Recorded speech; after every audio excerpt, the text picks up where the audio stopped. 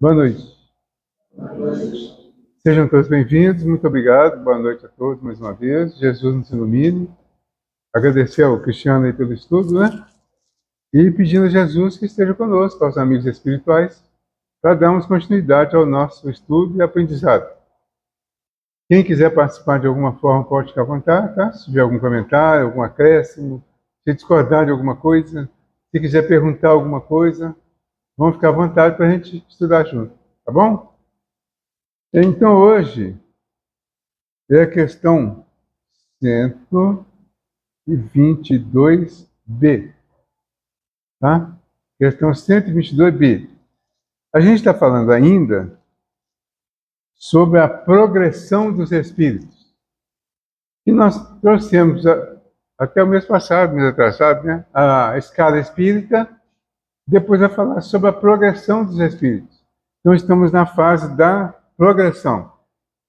Essa questão, como é B, tem a 122, 122A e 122B.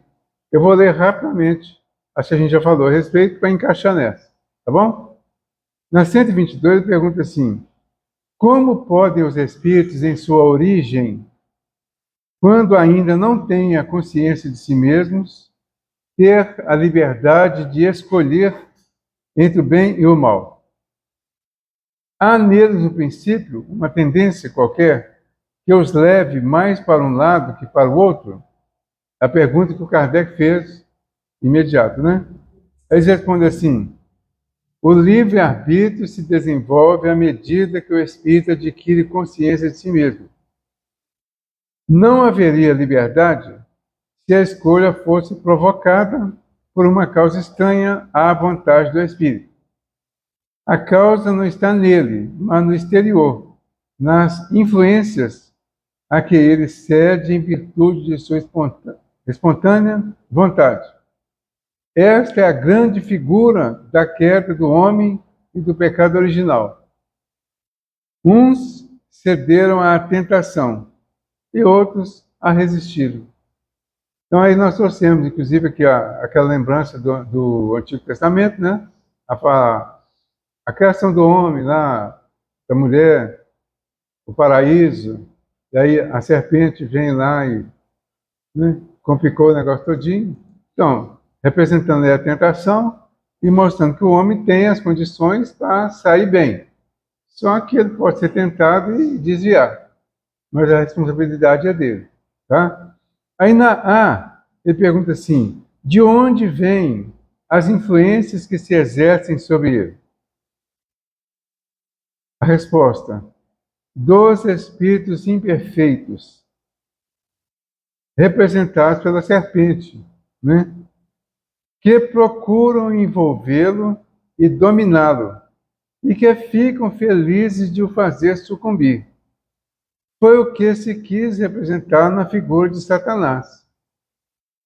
Então, o Satanás foi criado para representar, ou para, de uma certa forma, justificar a nossa responsabilidade por ter caído em tentação.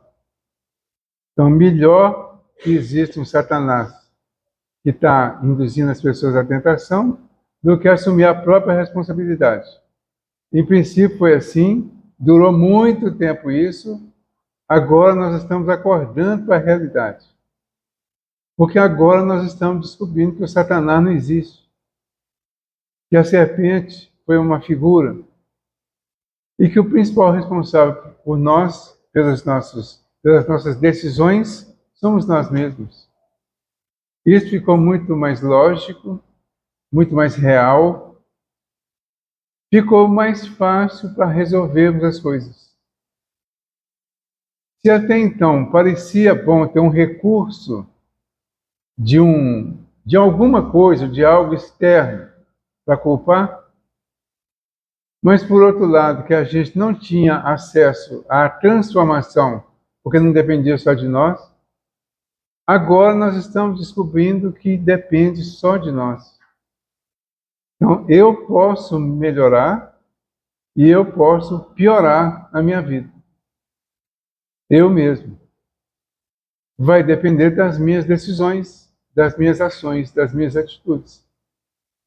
Então, se eu estou com a vida piorada, eu posso melhorar, mudando alguns comportamentos.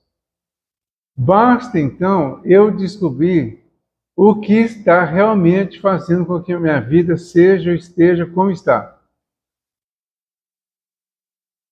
Há uma proposta de autoconhecimento. Nós vamos nos analisar, vamos avaliar os nossos comportamentos, o que eu tenho feito, como eu tenho tomado as minhas decisões, como eu tenho me comportado com as pessoas. Porque tudo que eu faço é a ação que vai refletir fora. A resposta do reflexo fora do que eu fiz, do que eu pensei, do que eu falei, do que eu fiz, vai retornar para mim como reação, resposta, efeito. De acordo, então, com os efeitos que retornam para mim, e eu sei que só retorna para mim algo que a causa está em mim, então o que eu vou fazer? Eu vou entender que o que está retornando está mostrando para mim exatamente o que eu andei fazendo antes. E aí cada um pode se analisar. Fácil, não é? O que vocês acham? É simples, né? Entender é simples. O difícil é fazer, mas entender é fácil. Então, entendemos, já deu um passo. Vamos analisar, vamos aprofundar, vamos refletir, vamos amadurecer a ideia da transformação. Vamos amadurecer. A minha casa não está bem. Tem uma série de partes quebradas, parte elétrica está toda complicada, está chovendo, está vazando pelo teto, não é assim? Aí você começa a fazer um planejamento de reforma da casa. Você já sabe mais ou menos quais são as dificuldades que ela está trazendo e onde estão os pontos principais, né? A casa física, no princípio.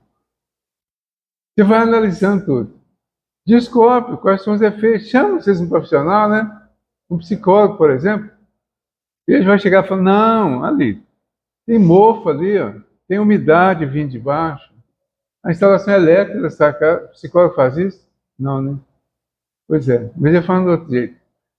Tem mofo ali, ó, o teto está trincado, seu telhado está cheio de telha quebrada, né? Aí você descobre isso e agora você vai planejar. Vai fazer um planejamento de como resolver. Ver todos os detalhes que são necessários para fazer a reforma da casa. Misturando os assuntos, é proposital, é claro, a gente vai vendo que as coisas se combinam.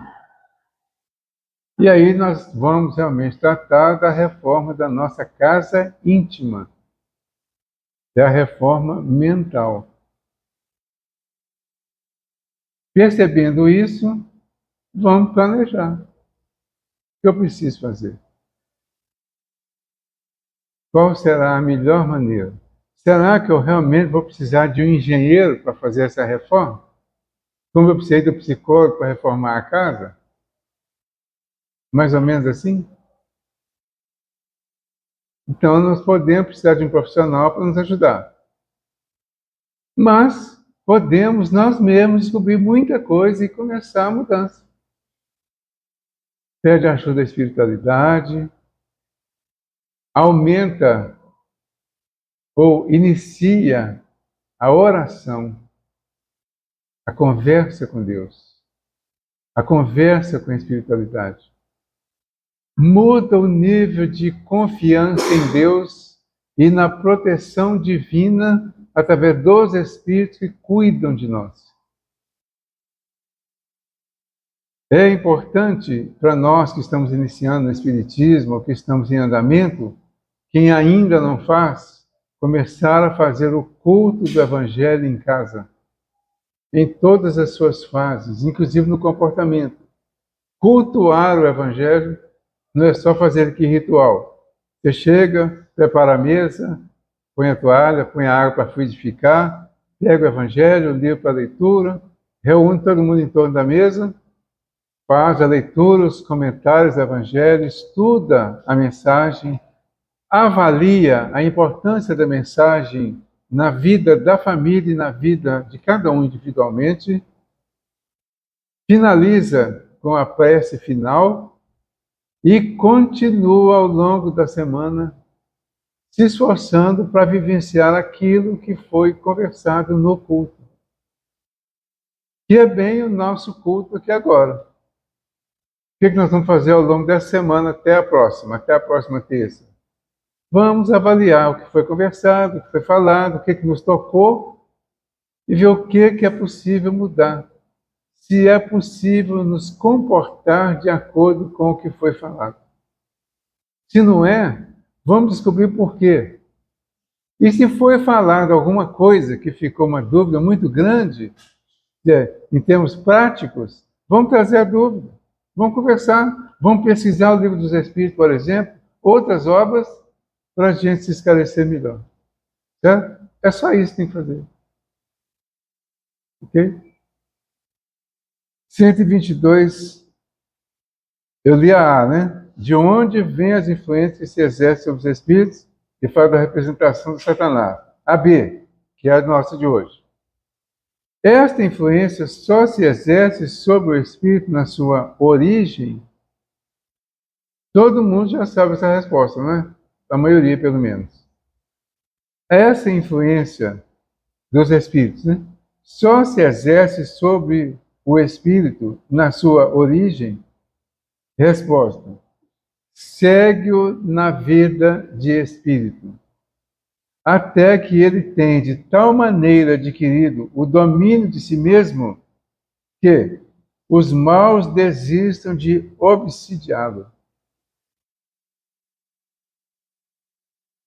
Resposta e pergunta clara: até quando nós corremos o risco de ser perseguidos, de ser obsidiados pelos espíritos? A vida toda.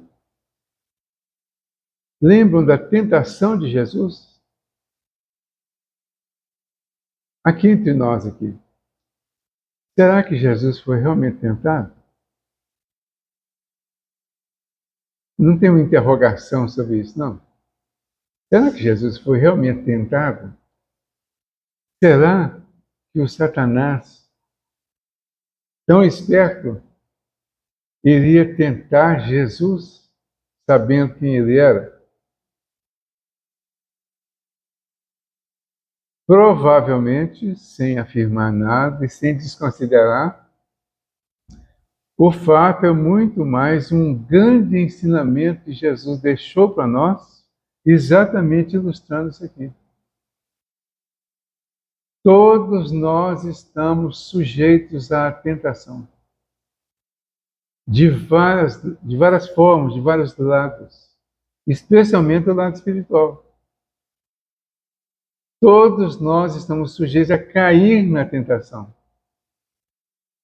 E muitas vezes caímos sem perceber e não admitimos que caímos e às vezes achamos que não vamos ser tentados mais porque agora eu sou espírito. Imagina, eu sou espírita agora, o espírito vai querer me tentar? Vai.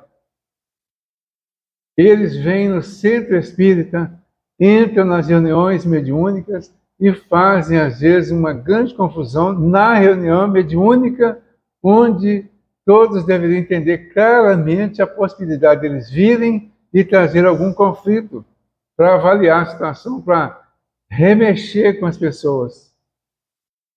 E muitas vezes isso passa e as pessoas não admitem que houve uma influência e não conseguem se permitir entender a possibilidade dessa influência. Todos nós, todas as organizações, especialmente as religiosas, estamos sujeitos às tentações. São provas sérias que nós precisamos passar por elas até para confirmar o nosso conhecimento. Confirmar o nosso aprendizado. E nós só confirmamos quando nos comportamos coerentemente com aquilo que estamos aprendendo. E o que nós estamos aprendendo é a humildade de admitir a possibilidade de ser tentado. Essa é a primeira.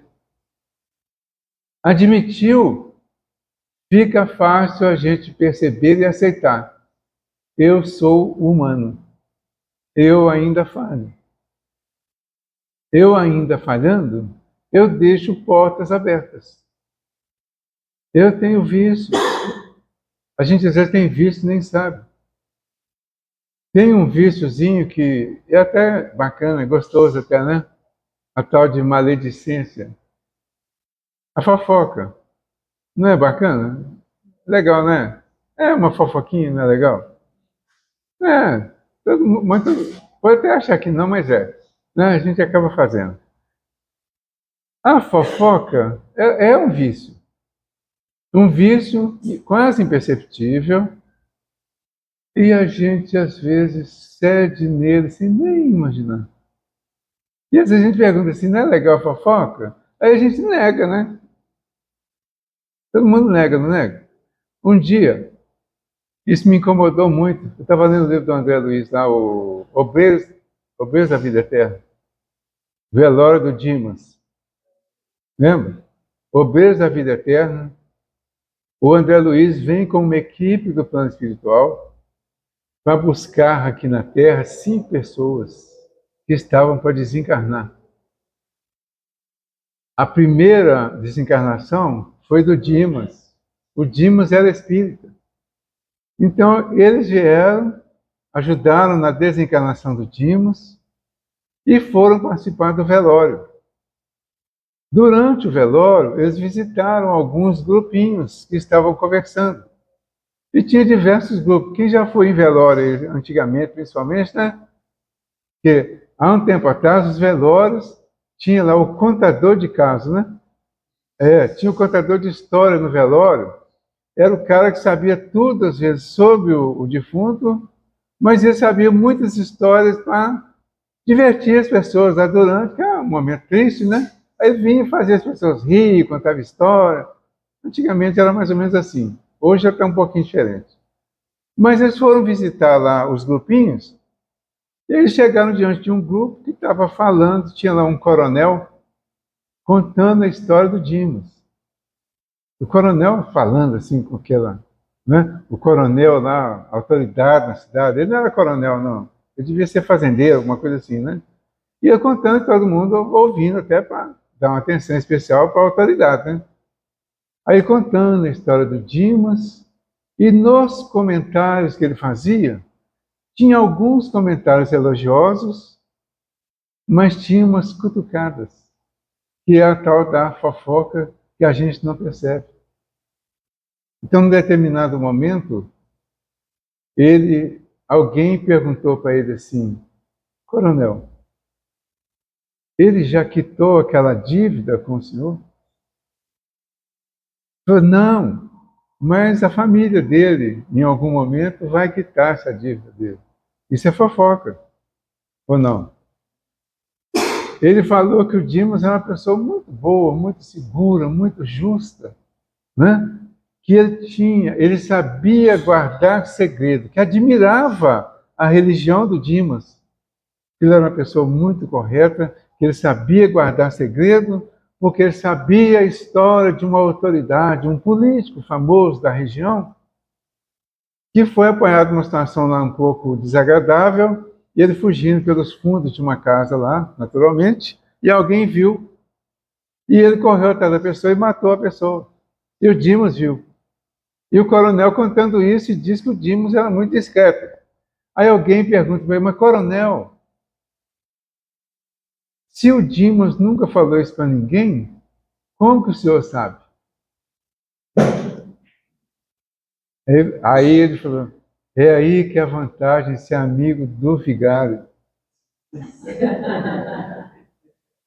Porque o tal político, no dia que ele estava lá preparando para ir embora, ele chamou o vigário e confessou tudo para o vigário, contou para ele tudo que tinha feito. E, naturalmente, o vigário contou para o amigo dele que era o coronel. É fofoca? Pois é. Então, esse é um dos vícios sérios.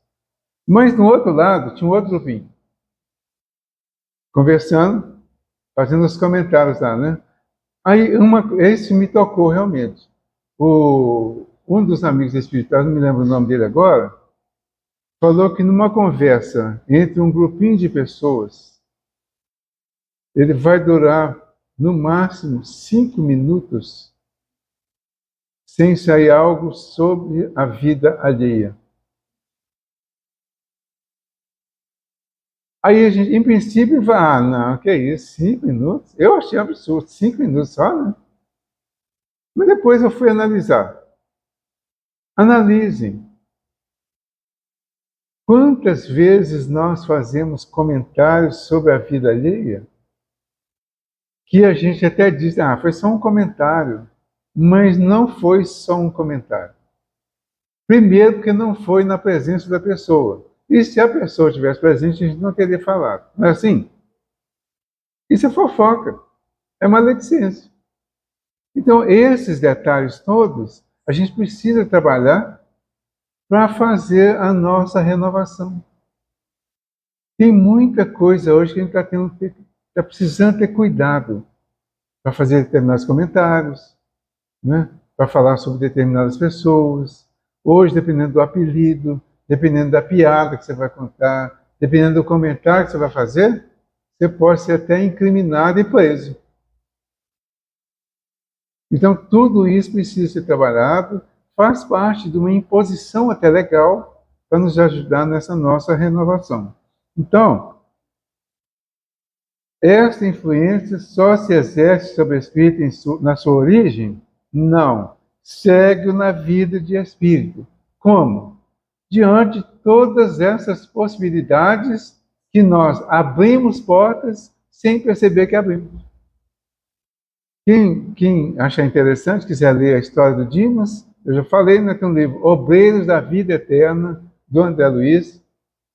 É uma história muito interessante, porque eles vêm para desencarnar 5 pessoas. E aí ele vai contar uma série de detalhes, inclusive do processo todinho da desencarnação, de como que cada uma das pessoas se comportou na hora final. Então, quem puder ler lá é interessante. Tá bom? Ficou claro essa ideia da tentação?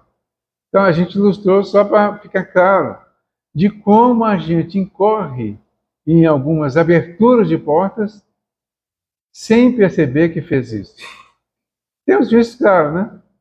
Mas tem uns que são mais discretos. E a gente não percebe e abre porta. Por isso somos tentados, cedemos às vezes sem perceber, porque somos tentados em algo que a gente já tem um certo costume de fazer, sem perceber que está certo ou errado. Ou seja, que está errado. Tá? 123. Por que Deus permitiu que os espíritos pudessem seguir o caminho do mal? A gente não perguntaria isso? Ou se Deus é soberanamente justo e bom, se é toda a perfeição, se nos criou, por que permitiu que nós seguíssemos o caminho do mal?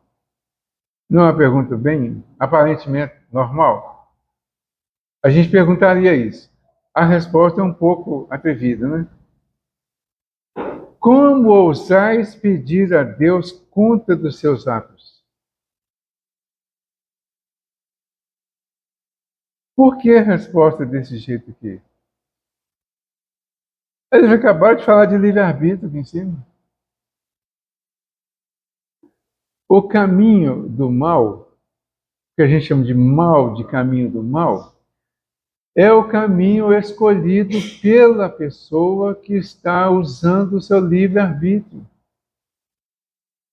O que Deus quis foi dar liberdade para nós de fazer as próprias escolhas.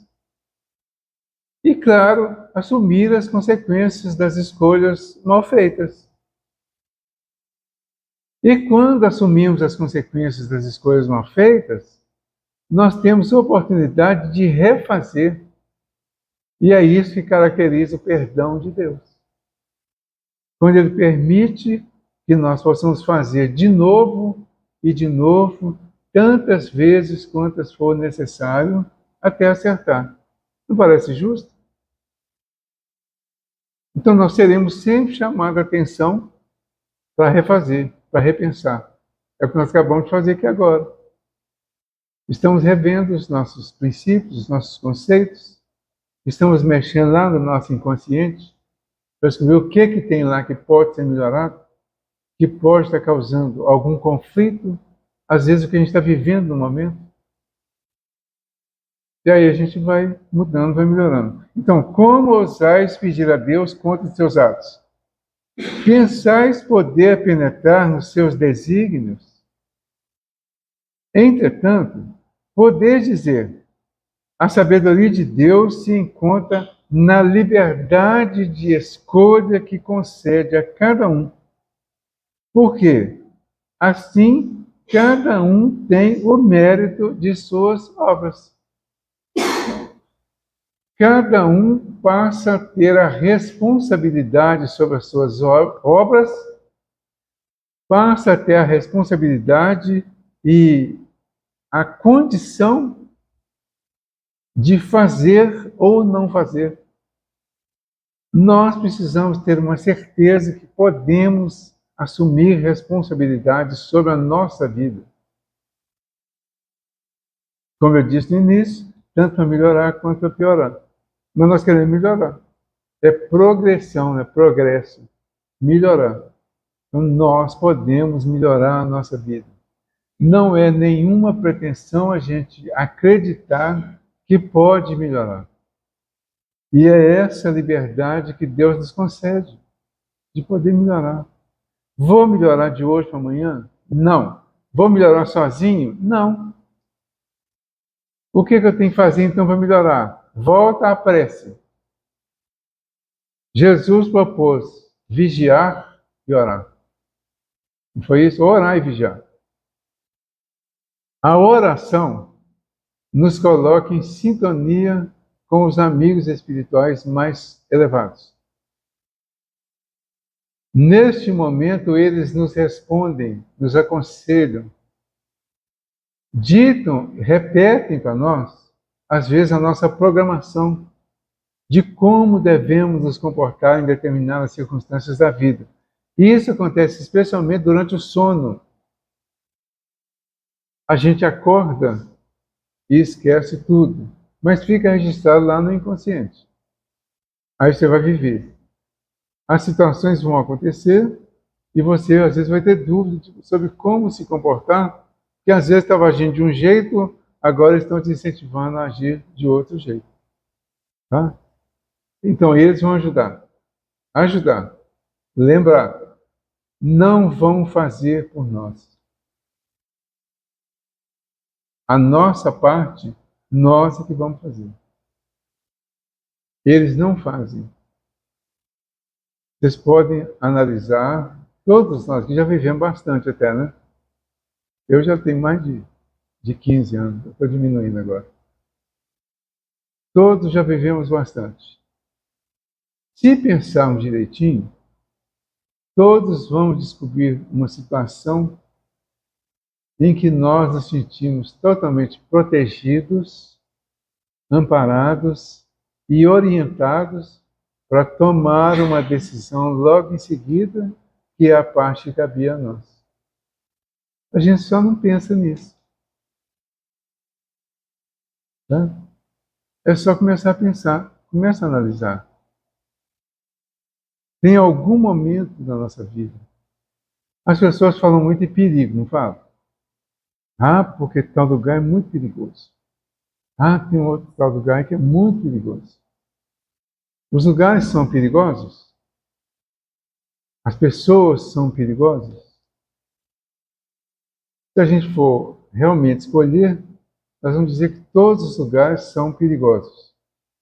Porque em todos os lugares tem algum ambiente que pode proporcionar algum tipo de perigo. Um dia a gente estava conversando sobre isso, uma turminha conversando assim, conversa né?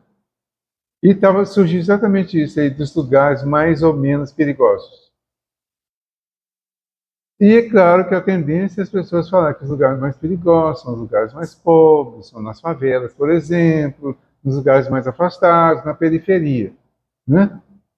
Não é muito justo isso, não. Embora proporcionalmente aconteça e é divulgado mais o que acontece na periferia. Especialmente os crimes que acontecem nos ambientes mais sofisticados não são divulgados com a intensidade que são nos ambientes mais pobres. Certo? Mas nesse dia exatamente, a gente estava no bairro Anchieta, lá do norte da cidade, né? Pois lá aconteceu um assassinato, nessa época, de uma mulher. Uma mulher matou um homem com uma lixa de chauí, aquelas de... não é de madeira, né? O que é? Que material que é aquele? É um metal mesmo? Então, ela enfiou aquilo aqui na garganta dele e morreu na hora. Entenderam? Isso não foi tão divulgado como seria se fosse um outro ambiente. Então, os lugares mais perigosos são aqueles que nós estamos com as nossas dívidas. Qualquer lugar é propício para nos cobrar a dívida que nós temos com a lei de Deus. Então, independe de lugar. Nós precisamos, aí vem a parte do vigiar. O vigiar é o cuidado que nós devemos ter em qualquer situação da vida, em qualquer lugar. Cuidado, não medo. Cuidado. Vigilância. Tem lugares, tem situações que eu posso ou não posso ir. Mas não tem nenhum que você seja proibido de ir se você realmente precisa ir ou passar por lá.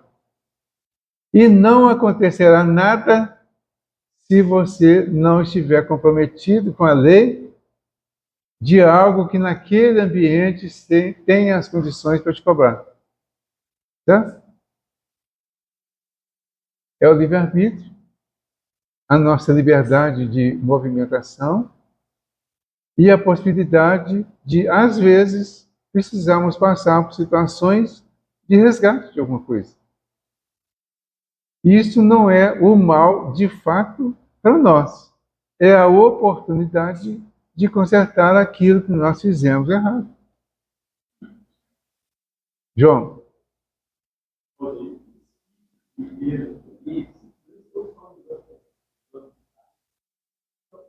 Para todo lado.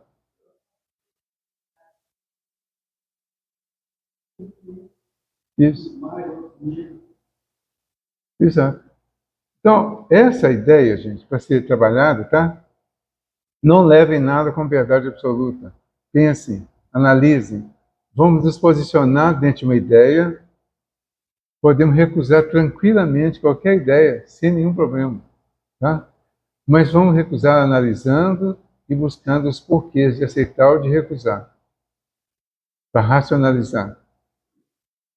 Analisemos isso, porque o que nós estamos mais precisando no momento atual é de segurança íntima e tranquilidade para nos movimentar por aí.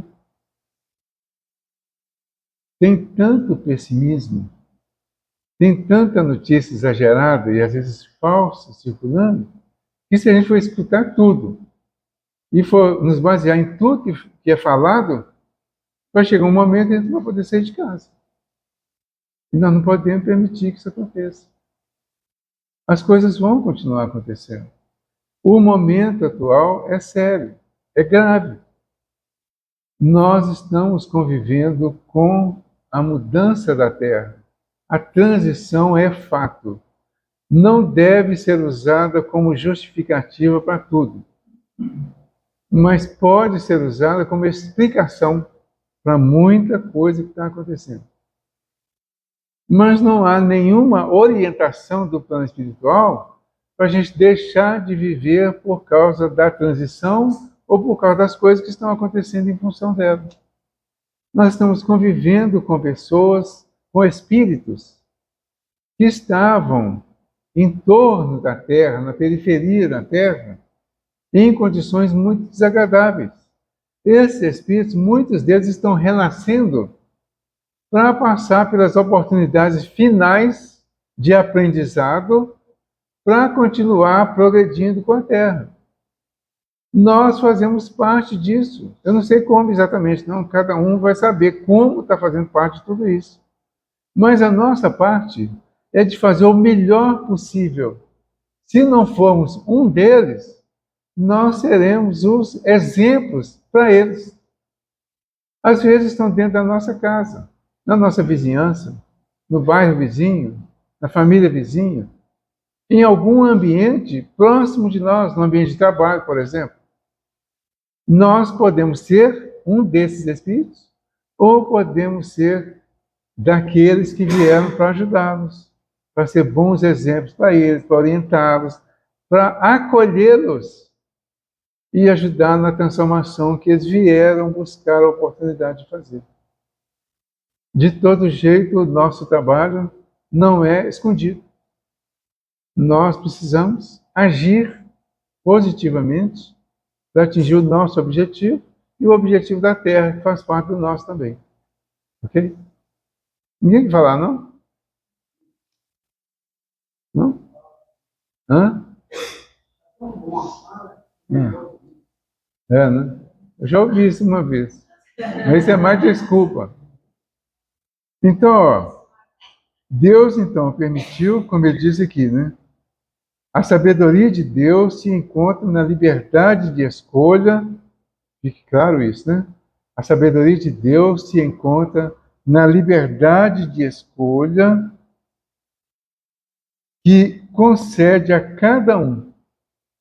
Porque, assim, cada um tem o mérito de suas obras.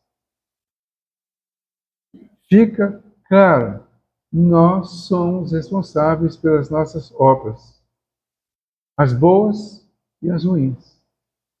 Façamos boas obras, que elas vão trazer só coisa boa para nós. Assim funciona. 124. Questão 124.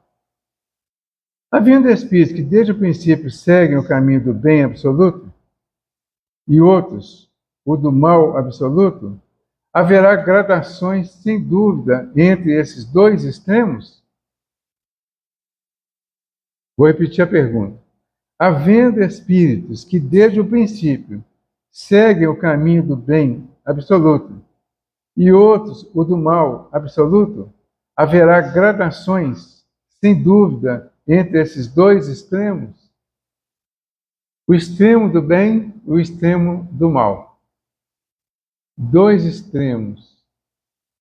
Entre um e outro há gradação. Por quê? O do mal, o que a gente chama de do mal, é o da ignorância, do desconhecimento da lei de Deus. Ainda estão na fase de aprendizado e de experimentação e por isso erra muito mais, porque ainda não conhece. Esse é o extremo dos espíritos que estão no início da caminhada espiritual. Aqui na Terra, nós estamos na segunda categoria de mundo. Viemos da primeira, de baixo para cima. Mundo primitivo. Agora estamos em mundo de prova e de expiação. Mais para frente, estaremos no mundo de regeneração. Depois em mundos felizes. Depois em mundos espirituais ou celestiais. Então, qual que é o extremo? Mundos celestiais, espíritos já muito avançados. Muito do bem. Mundos primitivos, espíritos muito atrasados, muito desconhecedores da realidade, por isso erram mais do que acertam. Como aqui na Terra a gente ainda erra muito mais do que acerta em muitas situações. Esses são os extremos. Entre eles há as gradações. Uma delas é essa da classificação dos mundos. A outra é da escala espírita. A escala espírita tem 10 classes, né? 10 classes. De baixo para cima, ou seja, a 10ª classe é a dos espíritos impuros. A primeira classe é a dos espíritos puros. De impuro até puro, quer dizer, impuro, o extremo que chamou aqui do mal, da ignorância, da imperfeição, do desconhecimento. E o outro, puro, extremo do bem, da pureza. Experiência já vivida desde o 10º até o 1º. Essas são algumas das gradações que eles exemplificam, mas pode citar uma série de outros exemplos. A gente usa, por exemplo, 8 ou 80, não é? É 8 ou 80, são dois extremos, né? O extremo do 8 até o 80, ele tem 72 possibilidades, 72 gradações, e a gente às vezes não considera. Vamos considerar as gradações, as possibilidades de crescimento gradativo, compreendendo, inclusive para nós mesmos. É importante admitir que nós podemos falhar. É importante assumir que falhou. E é importante buscar a solução, o conserto da falha.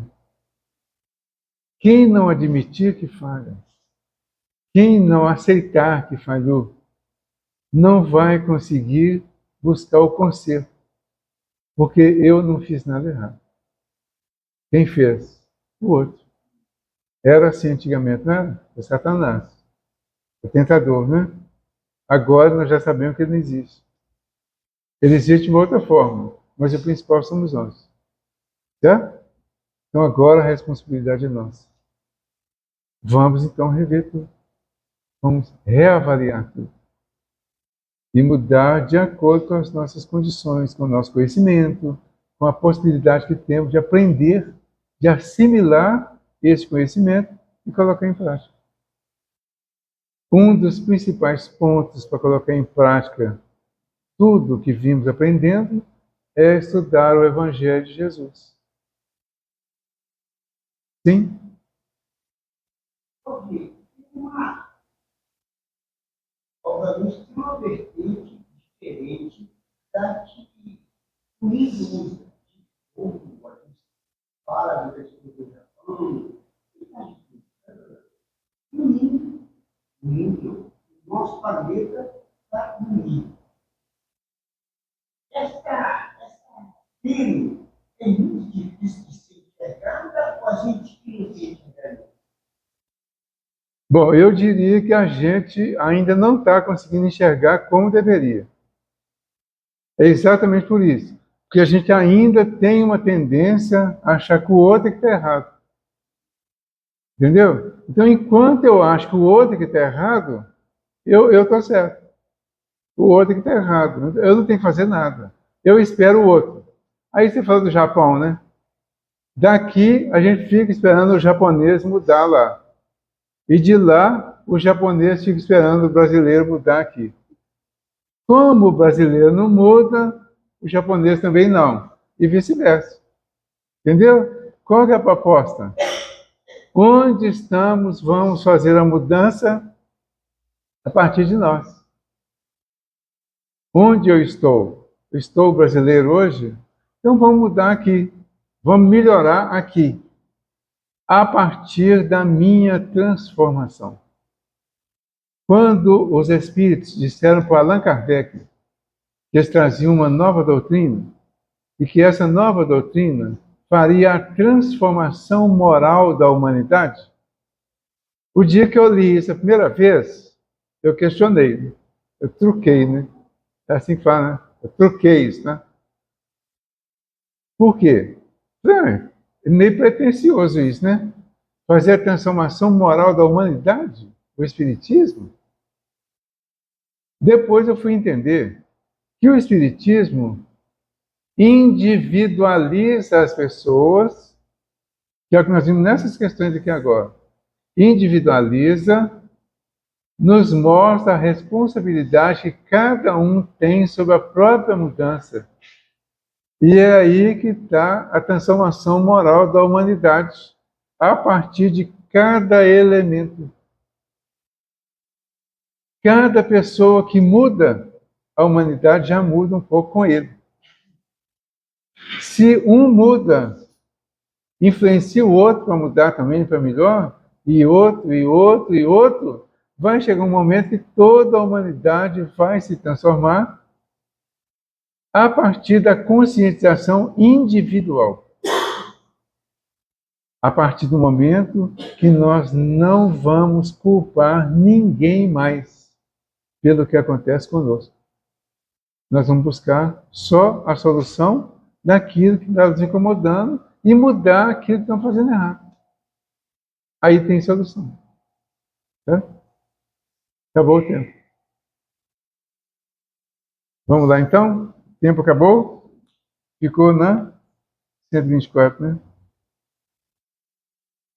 124, Helena? É.